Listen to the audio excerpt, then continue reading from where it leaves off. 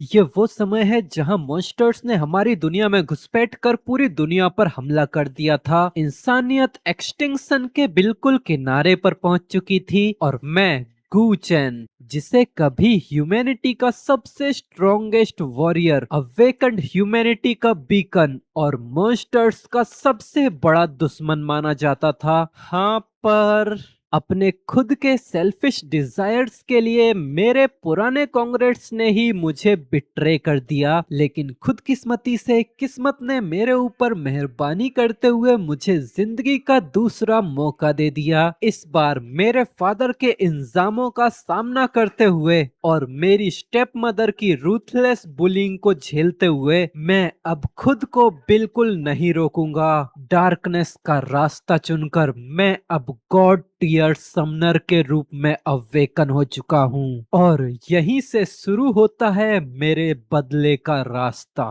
Chapter number 1। ये दुनिया बीमार हो चुकी है, एक ऐसे वायरस से इन्फेक्ट हो चुकी है जिसे मॉन्स्टर्स कहा जाता है। इंसानियत का अस्तित्व अब खत्म होने के किनारे पर है। खुदकिस्मती से यूनिवर्सल अवेकनिंग का एरा आ गया और नए नए प्रोफेशनल्स सामने आए। उन्होंने मॉन्स्टर्स का सामना किया और हमारे होमलैंड्स को वापस हासिल किया और वो इंसानियत के हीरोज बन गए। एक लंबी और थका देने वाली मॉन्स्टर वॉर के बाद आखिरकार ह्यूमैनिटी ने अपना कैंपेन शुरू कर दिया।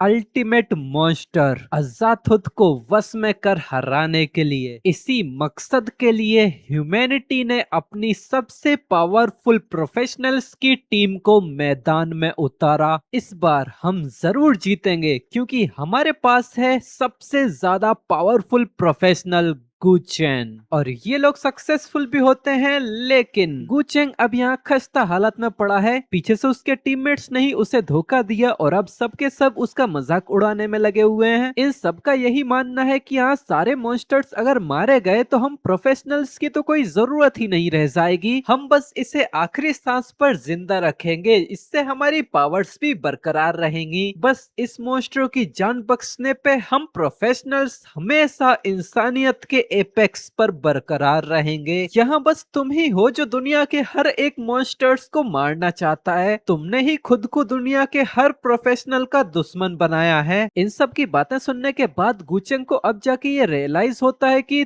तो शुरुआत से लेकर आखिर तक दुनिया के हर एक मॉन्स्टर का सफाया करना क्या ये सिर्फ मेरा ही पर्सनल ऑब्सेशन था? मेरे ख्याल से ये सच ही है। हमेशा से मैं अकेला ही था। मैं कंट्री साइड में ही बड़ा हुआ था। मेरे एडॉप्टिव पेरेंट्स, जिन्हें मैं अपना असली परिवार मानता था, वो बहुत ही पहले गुजर गए थे। मेरे बायोलॉजिकल फादर शेंगशिया नेशन के नॉर्थर्न रीजन के सबसे पावरफुल पावर हाउस गु क्वेंग फेंग, उसने मुझे ऐसे उठाकर वापस ले आया जैसे कोई कचरा उठाकर ले जाता है। लेकिन और ज्यादा पावरफुल बनने के लिए मैं किसी भी तरह की मुश्किलों को सह सकता था। मैंने अपने उस स्टेप ब्रदर को भी अपनी स्पेशल टेक्निक्स सिखाई जो मुझे बचपन से ही निशाना बनाता हुआ आया था और उसे पूरे कॉन्टिनेंट के टॉप प्रोफेशनल्स में से एक बना दिया। यहाँ तक कि जो गिल्ड मैंने जीरो से खड़ी की थी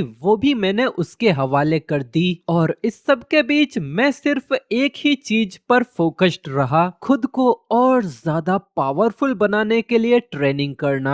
कौन ही जानता था कि ये आखिरकार मेरी बर्बादी की सबसे बड़ी वजह बन जाएगी। सामने से उसका छोटा भाई कहता है कि तुम अपने एडॉप्टिव पेरेंट्स का बदला लेने के लिए मॉन्स्टर्स का सफाया करने के जुनून में इतने डूबे हुए हो, है ना? तो अब मैं तुम्हें उनसे मिलने के लिए भेज ही देता हूँ। फिर वो एक घटिया शक्ल बनाते हुए एमसी की तरफ नीचे देखते हुए कहता है कि और एक बात, तुम जैसे स्मेली स्लम्स से निकले हुए कमीने ने खुद को मेरा बड़ा भाई कहलाने की हिम्मत तक कैसे की? सालों से ये बात मुझे घिन दिलाती रही है। ये देख के एमसी बस इसे घूरता ही रह जाता है और सामने से वो कहता है कि अब बस शांति से मर। स्विंग! अगली पल एक स्विफ्ट स्लैश से इसके स्टेप ब्रदर की गर्दनी उसके धड़ से अलग हो चुकी थी। ये देख के गुचंग काफी ज्यादा शॉक हो चुका था। वो अपने स्टेप ब्रदर की गिरती हुई शरीर की तरफ देखता है, फिर सामने की तरफ घूरते हुए कहता है, हाँ ये तो। अगले पल यहाँ खड़े सबके सभी लोग चीखने चीखने चिल्लाने लगते हैं कि गू के मॉन्स्टर के द्वारा मारा गया। अजातुत दोबारा से खड़ा होने लगा है, उसकी हेल्थ तेजी से रिकवर होने लगी है। नहीं, भागो भागो, वो दोबारा से रिकवर हो गया। सामने से अजातुत दोबारा से खड़े होते हुए कहता है, गुस्ताख चींटियों, क्या तुम्हें सच में लगा मुझे डिस्ट्रॉय करने से सब कुछ खत्म हो जाएगा?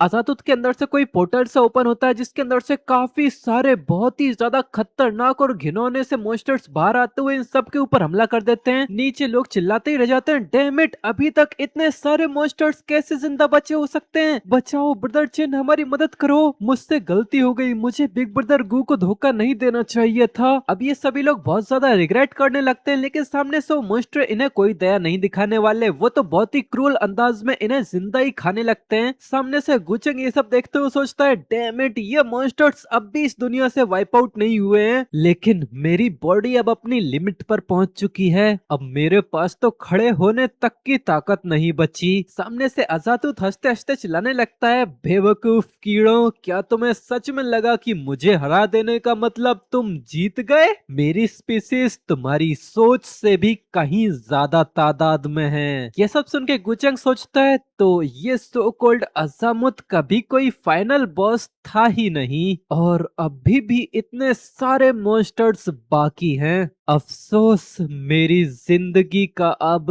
अंत आ चुका है। फिर वो अपनी इन्वेंटरी से एक धड़कते हुए दिल को निकालता है जिसके अंदर से काफी ज्यादा डेडली ब्लड रेड ऑरा बाहर आ रहा था। इसकी इंफॉर्मेशन वो बताते हैं कि ये है heart of the eternal demon अजातुत। इसके अंदर कोई अननोन टेम्परल पावर है। गुचेंग इसे क्रश करने लगता है और मन ही मन सोचता है कि अब जबकि मैं इस हालत तक आ ही चुका हूँ तो अब मेरे पास सिर्फ एक ही रास्ता बचा है। इस हार्ट को देख के सामने से अजातुत भी काफी ज्यादा शॉक हो चुका था और एमसी की तरफ देखते हुए चिल्लाने लगता है कि उसने अजातुत का हार्ट कब ले लिया? रोको उसे, वो टाइम की पावर का इस्तेमाल करके यहाँ से एस्केप करने वाला है। क्या कहीं उसने अभी हमारी हुई बैटल के दौरान ही मेरा दिल निकाल लिया था? मैंने तो कभी सोचा भी नहीं था कि तुम मेरी अथॉरिटी को ही छीन लोगे। यहाँ अगले ही पल गुचेंग ने इसके हार्ट को डिस्ट्रॉय कर दिया था जिसके अंदर से जोरदार रोशनी निकलती है, लेकिन इस सब सिचुएशंस की वजह से गुचेंग अब काफी ज्यादा गुस्सा हो जाता है। वो पागलों की तरह इसकी तरफ देखते हुए चिल्लाने लगता है कि अगर अगली बार मुझे मौका मिला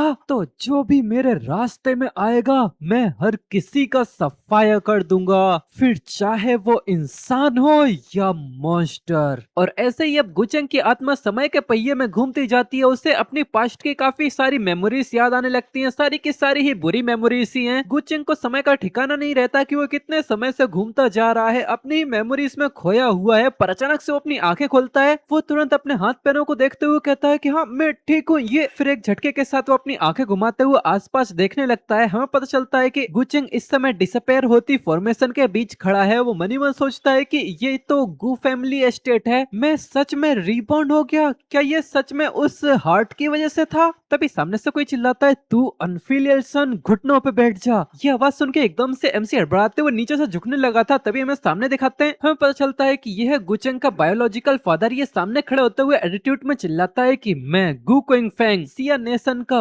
वॉरलॉर्ड लेवल पावर हाउस हूँ, और तुम गू फैमिली के बेटे होकर भी एक रेयर क्लास तक अवेकन नहीं कर पाए ताकि जिंगचेंग एकेडमी में डायरेक्ट एडमिशन ले सको और अपने भाई की तरह हमारे परिवार का नाम रोशन कर सको। तुम्हें कम से कम एक नॉर्मल क्लास तो अवेकन करनी ही चाहिए थी। आखिर स्कूल में तुम सीख क्या रहे थे? ये डायलॉग सुन के गुचेंग मनी मन सोचता है कि हाँ मुझे अब याद आया, ये तो वही दिन है जब मैं अवेकनिंग में फेल हो गया था और परिवार पे एक बोझ समझा गया। ये सब कुछ तो कितना जाना पहचाना लग रहा है। अगले पल गुचेंग के पास नोटिफिकेशन आने लगती है, initialising class change system load हो रहा है, सिलेक्शन इंटरफेस में एंटर किया जा रहा है। एक और नोटिफिकेशन में एमसी को इन्फॉर्म किया जाता है कि याद रखना अलग अलग चॉइसेस होस्ट को बिल्कुल अलग प्रोफेशनल करियर्स की तरफ ले जाएंगी, इसीलिए सोच समझ कर चॉइस करना। ये देख के गुचेंग भी काफी ज्यादा शॉक हो गया था और मनी मन सोचता है, क्या मैंने कोई क्लास अवेकन कर ली? मेरी पिछली जिंदगी में एक क्लास अवेकन करने में मुझे पूरे 1 साल की मेहनत लगी थी, लेकिन इस बार ये इतनी जल्दी हो गया। क्या ये कोई एबिलिटी है जो मुझे समय में वापस लौटने के बाद मिली है। एक और नोटिफिकेशन में बताया जाता है कि नोविस गिफ्ट पैक हासिल करने के लिए क्लास चेंज क्वेस्ट कंप्लीट करो। एक नोटिफिकेशन में उससे कहा जाता है कि अपने प्रोफेशनल करियर को चूज करें। चॉइस नंबर 1, झुककर माफी मांगो और फैमिली की रक्षा के लिए तलवार उठाओ। इसकी क्लास चेंज की रिवॉर्ड है एक hidden class S rank Holi swordsman. Choice 2, सब कुछ सहकर जिम्मेदारी उठाओ और दिल की हिफाजत करने वाली सील्ड बनो। इसके रिवॉर्ड में क्लास चेंज के तौर पे एक रेयर क्लास मिलेगी S rank holy sealed bearer. Choice number 3, सारी बंदिशें तोड़ दो, रिश्ते नाते खत्म कर दो और अंधेरे में अपनी पहचान बनाओ। इसके रिवॉर्ड में क्लास चेंज में मिलेगा path of darkness dark type talent, जिसका रैंक है SR। ये देख के गुचेंग काफी ज्यादा हैरान हो जाता है और मनी मन सोचता है, हाँ रुको रुको, क्या मैं अभी क्लास चेंज कर सकता हूँ? और मेरे पिछली जिंदगी में मेरे पास ये वाली चॉइसेस तो थी नहीं। पहली चॉइस में मुझे माफी मांगने को कहा गया है, मुझे 18 साल तक अबेंडेंट किया गया था और अब मुझे ही उससे माफी मांगनी है। और चॉइस 2 की बात करूं तो खामोशी से सब कुछ सहना और अपनी रिस्पॉन्सिबिलिटीज का बोझ उठाना। अपनी पिछली जिंदगी में मैं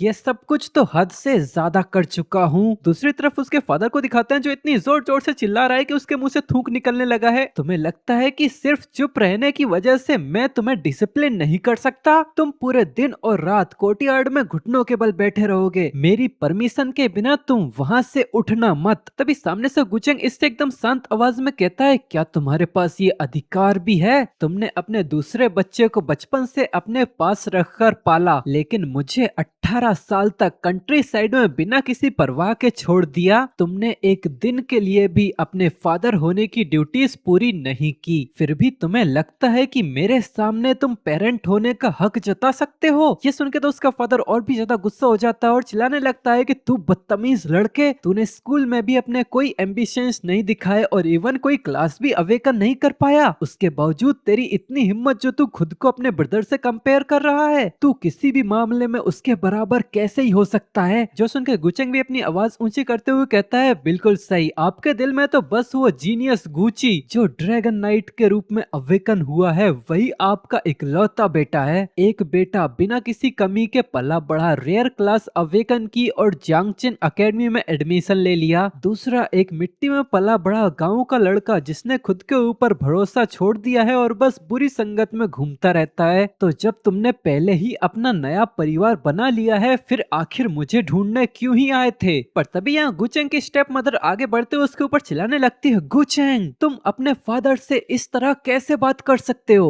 अब भी घुटनों पे बैठो और उनसे माफी मांगो। पर ये सुन के अब गुचेंग की सटक जाती है और वो पूरे गुस्से के साथ इसको घूरने लग जाता है और चिल्लाता है कि तुम मुझे घुटनों पे बैठने को कह रही हो? मैं गू फैमिली का सबसे बड़ा लेजिमेट सन हूँ, जबकि तुम सिर्फ एक सेकंड वाइफ हो। तुम्हें मुझे ऑर्डर देने का क्या अधिकार है? अब एमसी की इतनी खतरनाक शकल और ये गुस्सा देख के तो एक पल के लिए ये औरत भी काफी घबराते हुए पीछे हटने लगती है। तभी सामने से उसका फादर बहुत ज्यादा गुस्से में नजर आने लगता है। अगले ही पल उसका गुस्सा फट पड़ता है और वो अपनी एनर्जी रिलीज करते हुए एमसी की तरफ चिल्लाने लगता है कि ये कैसा एटीट्यूड है तुम्हारा? तुम अपने पेरेंट्स की बात नहीं मानते और एल्डर्स की कोई रिस्पेक्ट नहीं करते? तुम और किसी सड़क के गुंडे में आखिर क्या ही फर्क है? इसके ऑरा रिलीज करने की वजह से एमसी को एक बहुत ही भारी प्रेशर महसूस होने लगता है और वो इसकी वजह से काफी ज्यादा शॉक हो चुका था। फिर उसका फादर अपने ऑरा का प्रेशर सीधा गुचेंग की तरफ करते हुए चिल्लाता है, अनफिलियल सन, अभी के अभी घुटनों पे बैठ जा, तो अब भी मैं तुम्हारी इस बदतमीजी को माफ कर सकता हूँ। पर अपने फादर का इतना खतरनाक प्रेशर फील करने के बावजूद अपना एमसी पूरी हिम्मत जुटाते हुए खड़ा रहने की कोशिश करता है और हिचकिचाते हुए कहने लगता है कि तुम मुझे अपने घुटनों पे लाना चाहते हो? फिर मुस्कुराते हुए अपना सर उठाता है और कहता है कि बस सपने देखो। पर एमसी की इतनी बड़ी चढ़ी हिम्मत देख के तो उसके फादर की बोलती बंद हो जाती है। वो इसे ऐसे घूरता रह जाता है जैसे किसी अनजान आदमी को घूर रहा हो। फिर काफी एटीट्यूड में हंसते हंसते कहता है, अच्छा अच्छा, तुमने अभी तक कोई क्लास भी अवेकन नहीं की है, फिर भी तुम में थोड़ी हिम्मत तो है। बस अपनी गलती मान लो, मैं इसे तुम्हारे खिलाफ नहीं नहीं रखूंगा। ये बातें सुनकर तो पीछे खड़ी उसकी वाइफ भी काफी ज्यादा शॉक हो चुकी थी। वो हैरानी के साथ इसका नाम पुकारती है, पर तभी हमें सामने गुचेंग को दिखाते हैं। ये गहरी सांस से भरते हुए हंसने लगता है, फिर कहता है कि मैं दोबारा माफी मांगू। अगले ही पल वो तुरंत पीछे मुड़ के यहाँ से निकलने लगता है और पीछे पीछे से चिल्लाता जाता है कि मैं तो बस एक कंट्री साइड में पला बड़ा एक घटिया आम इंसान हूँ, पूरी तरह से एक गली का गुंडा। आप जैसे माइटी वॉरलॉर्ड की नोबल गू क्लैन के लायक भी नहीं हूँ। अब से बस ये मान लीजिए कि आपका कभी ये बेटा था ही नहीं। ये बातें सुनकर तो पीछे खड़े उसके दोनों पेरेंट्स काफी ज्यादा हैरान हो चुके थे, पर तभी यहाँ गुचेन इससे कहता जाता है कि आज से मैं गुचेंग गू फैमिली के साथ अपने सारे रिश्ते नाते खत्म करता हूँ। अब हमारा एक दूसरे के साथ कोई लेना देना नहीं है। ये सुनकर उसका फादर काफी ज्यादा गुस्से में चिल्लाने लगता है, तू बदतमीज लड़के, तुम्हारी हिम्मत कैसे हुई गू फैमिली से अपना रिश्ता तोड़ने की? मेरी प्रोटेक्शन के बिना तुम्हारी आखिर औकात ही क्या है? दफा हो जा, निकल जा यहाँ से। आज से मैं ऐसा ही समझूंगा जैसे मेरा तुम जैसा कोई बेटा था ही नहीं। फिर वो गुस्से में बटलर को चिल्लाते हुए कहता है कि तुरंत गुचेंग का नाम फैमिली रजिस्टर से मिटा दो। तो बटलर तुरंत फैमिली रजिस्टर खोल के उसमें चेक करने लगता है, फिर एकदम से बताता है कि वॉरलॉर्ड यंग मास्टर गुचेंग का नाम तो फैमिली रजिस्टर में कभी था ही नहीं। यहाँ गुचेंग तो रेजुलेटली यहाँ से निकल चुका था और घर से निकलने के बाद तुरंत ही उसके पास नोटिफिकेशन आती है, डिंग, होस्ट ने क्वेस्ट को कंप्लीट कर दिया है, तुमने पाथ ऑफ डार्कनेस को सिलेक्ट कर लिया है। यहाँ एमसी इन सबको इग्नोर करते हुए अपनी फैमिली के बारे में सोचता है कि मैं अपनी पिछली जिंदगी में कितना बेवकूफ था जो इन गुल्स को अपनी फैमिली समझ बैठा। अब जब मुझे दूसरी जिंदगी मिली है तो चाहे उन लोगों से बदला लेना हो जिन्होंने मेरी जिंदगी बर्बाद की, या फिर और भी पावरफुल मॉन्स्टर्स का सामना करना हो, मुझे और ज्यादा स्ट्रॉन्ग बनना होगा। थोड़ी शांति के बाद एक और नोटिफिकेशन आती है, कांग्रेचुलेशन होस्ट, तुमने अपनी क्लास को अवेकन कर लिया है। तुम्हारी क्लास है समनर। तुम्हारा टैलेंट एक्टिवेट हो चुका है, डार्क बोन समनर। तुम्हें एक स्किल मिली है, first blood of dark bone. Remaining uses 1। ये देख के तो एमसी काफी ज्यादा हैरान हो जाता है और चिल्ला उठता है, क्या मैं एक समनर हूँ? इस क्लास को स्टार्टिंग स्टेज में ग्रो करने के लिए बहुत ज्यादा रिसोर्सेस इन्वेस्ट करने पड़ते हैं, लेकिन इस क्लास की रेटिंग एक्चुअली एसआर है। सेंसिया नेशन की करंट टैलेंट रैंकिंग टॉप से बॉटम तक है SABCD, लेकिन SR ऐसी रेटिंग के बारे में तो मैंने कभी सुना भी नहीं। पता नहीं इसमें ऐसा क्या खास है। अगले पल एमसी के पास नोटिफिकेशन आती है, कांग्रेचुलेशन होस्ट, तुमने नोविस अवेकनिंग क्वेस्ट को कंप्लीट कर लिया है, जिसके रिवॉर्ड में तुम्हें एक समन्ड क्रिएचर मिलता है, ब्लड थर्स्टी बैट। तुमने सक्सेसफुली ब्लड थर्स्टी बैट के साथ कॉन्ट्रैक्ट कर लिया है। जैसे ही गुचेंग इसे समन करने की कोशिश करता है तो चारों तरफ से एटमॉस्फेयर ही बदलने लगा था, काफी ज्यादा डार्क क्रिम्सन रेड माहौल बन गया था। नीचे से एक फॉर्मेशन सी बनती है जिसके अंदर से एक स्क्विक स्क्विक की आवाज आती है। एक उड़ता उड़ता चमगादड़ सीधा एमसी के हाथ में आके बैठ जाता है, जो देखने से कुछ ज्यादा ही क्यूट लग रहा है। फिर एक नोटिफिकेशन में इस चमगादड़ की इंफॉर्मेशन बताई जाती है, इसका एप्टीट्यूड नॉर्मल है, level 1 health point 150, strength 5, agility 4, Vitality 4, spirit 5। इसके पास टैलेंट है लाइफ स्टील। इसके पास एक स्किल है सोनिक अटैक लेवल 1। तुम्हारे समन्स इक्विपमेंट्स भी पहन सकते हैं। डेथ के बाद इक्विपमेंट ड्रॉप होने का चांस होता है। एक नोट में लिखा हुआ है कि अगर कोई समन बैटल के दौरान मारा जाए तो उसे एक दिन तक दोबारा समन नहीं किया जा सकता। ये चमगादड़ देख के तो गुचेंग की बोलती बंद हो जाती है और वो बस इसे घूरते घूरते कहता है, एक नॉर्मल ग्रेड का इनिशियल समन, अगर इसकी तुलना नोविस डंजन्स के मॉब से भी की जाए तो उनके मामलों में भी ये चमगादड़ तो बहुत कमजोर है। पर एमसी की बात सुनकर तो मानो ये चमगादड़ इरिटेट हो गया हो, वो जोर जोर से स्क्विक स्क्विक करते हुए एमसी पे चिल्लाने सा लगता है। फिर अपना एमसी भी अपना टैलेंट की पावर को रिलीज करते हुए मनी मन सोचता है कि चलो अब देखते हैं कि इस dark type god tier talent में आखिर ऐसा क्या खास है। तो अपना एमसी अपने टैलेंट का इस्तेमाल करता है। फिर एक नोटिफिकेशन आती है, इसमें लिखा था first blood of dark bone. जैसे जैसे तुम्हारा लेवल इंक्रीज होगा तुम्हें एक डार्क ब्लड लाइन हासिल करने का मौका मिलेगा। ये ब्लड लाइन नॉर्मल क्रिएचर्स को डार्क क्रिएचर्स में ट्रांसफॉर्म कर सकती है। अगले पल ये छोटा सा चमगादड़ एमसी के हाथ पे ही काट के उसका खून चूसने लगता है। एक नोटिफिकेशन में बताते हैं 1 डार्क ब्लड लाइन कंज्यूम की जा चुकी है, remaining uses 0। Blood line consume होते ही इस चमगादड़ में काफी ज्यादा बदलाव आने लगते हैं। एक नोटिफिकेशन आती है कि तुम्हारा समन ट्रांसफॉर्म हो रहा है, कांग्रेचुलेशन, तुम तुम्हारा blood thirsty bat normal grade से एडवांस होके ड्रैकुला एक एपिक ग्रेड में ट्रांसफॉर्म हो चुका है। ये देख के तो गुचंग की आंखें फटी की फटी रह जाती है, उसे समझ में नहीं आता क्या ये ट्रांसफॉर्म हो गया। इसने ब्लड थ्रस्टी बैट को डायरेक्टली 3 टीयर स्किप करके एपिक टीयर का बना दिया और ये एक्चुअली ह्यूमन फॉर्म भी ले सकती है। सामने वो छोटा सा क्यूट चमगादड़ बहुत ही ज्यादा सुंदर और एक खतरनाक वेम्पायर सी दिखने वाली लड़की में ट्रांसफॉर्म हो चुकी है। वो बताता है कि मेरी पिछली जिंदगी में भी सबसे पावरफुल समनर को भी अपनी 3rd क्लास एडवांसमेंट को कंप्लीट करने और एक बहुत ही बड़ी कीमत चुकाने के बाद ही ह्यूमन फॉर्म समन मिला था। क्या ये एसआर टैलेंट की पावर सच में इतनी ज्यादा है? सामने से ये चमगादड़ लड़की हवा में उड़ते उड़ते काफी ज्यादा नखरे दिखाते हुए और एमसी के साथ कुछ अपनी ही भाषा में चिकर चिकर करने लगती है। उसके बावजूद एमसी उसकी भाषा समझ पा रहा था। वो कह रही थी, क्या तुम मेरे मास्टर हो? मैं सच में तुम्हारा खून चूस के देखना चाहती हूँ कि तुम्हारा स्वाद कैसा होगा। हमें इसकी इंफॉर्मेशन में पता चलता है कि यह समन डाइगुला, aptitude epic, level 1 HP 1800, strength 28, agility 32, vitality 30, spirit 29। इसके पास एक एपिक ग्रेड का टैलेंट है ब्लड लाइन इंस्टिंक्ट। इसके पास 2 स्किल हैं। पहली है lethal tempo, level 10 epic grade की स्किल। दूसरी भी एपिक ग्रेड लेवल 10 की स्किल है क्रिम्सन फीस्ट। तुम्हारे समन का एप्टीट्यूड अपग्रेड हो चुका है नॉर्मल से एपिक तक। समन का एट्रीब्यूट बोनस समनर को भी ट्रांसफॉर्म हो चुका है, जिससे तुम्हारे सारे स्टेट 10 से प्लस हो चुके हैं। और इसी सीन के साथ ये वाला चैप्टर खत्म हो जाता है। सो कमेंट बताना कि तुम लोगों को ये सीरीज कैसी लगी है। सपोर्ट दिखाने के लिए इस वीडियो को लाइक कर देना और जितना ज्यादा हो सके उतना ज्यादा इसको हाइप करना। इस सीरीज को हम कंटिन्यू रखने वाले हैं, तो कमेंट में अपना सपोर्ट दिखाते रहना। अंत में ये कब तक कंटिन्यू रहेगी ये तो तुम्हारे सपोर्ट पे डिपेंड करेगा। और हाँ, कमेंट में तुम नेक्स्ट पार्ट के अलावा भी कुछ कमेंट कर लिया करो। पूरा कमेंट में एक ही चीज भरी रहती है। ठीक है, तो चलो इतना काफी है। अब हम मिलते हैं तुमसे इसके नेक्स्ट एपिसोड में। तब तक के लिए बाय बाय।